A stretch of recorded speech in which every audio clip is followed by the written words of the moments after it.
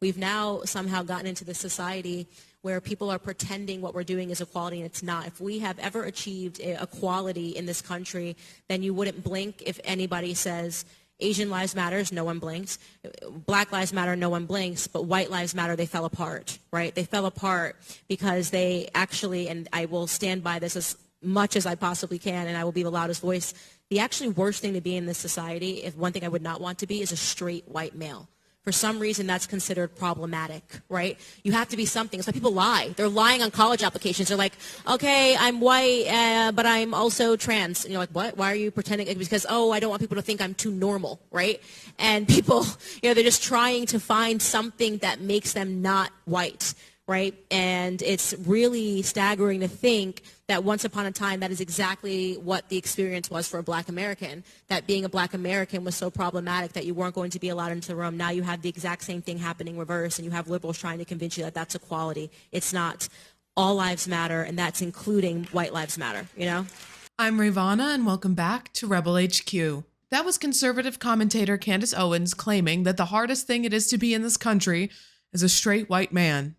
Interesting enough, before she started this far-right grift, Candace Owens successfully sued for racial discrimination. I wonder if it was on the basis of her being a straight white man.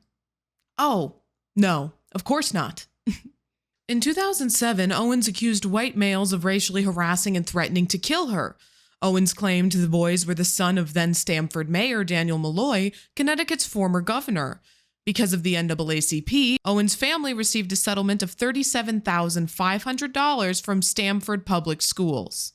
The Connecticut NAACP president who helped Owens with her lawsuit was apparently shocked to find out that she had become a conservative.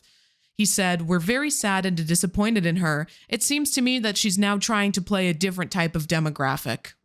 Of course, this is hardly the first time Candace Owens has claimed that the only racism in this country is against white people and that there was never racism against black people in America. Here are the statements she made on Laura Ingraham's show concerning racism not existing until Obama was president. And Obama did a lot to tear this country apart. I do not remember when I was growing up having all of these race issues, okay? I really don't remember it. And then suddenly towards the end of Obama, we started hearing all of this rhetoric drummed up. It became white versus black all over again. And I say all over again, I shouldn't even say that because when I was alive, this was not an issue. It all became about race. And I really do think that they were laying down the groundwork for Hillary to run because they had already pre-selected her to be the president of the United States. So they started using that awful name-calling rhetoric, which they fell short of. What did Obama do that drove backed up this the police violence stuff? He backed up the myth of police. It's the myth of police brutality. I'm not done. If they're wrong, he added fire. He added gasoline to a fire that was simply untrue. Of course, it's extraordinarily rich for Candace Owens to claim she doesn't remember race issues before Obama was president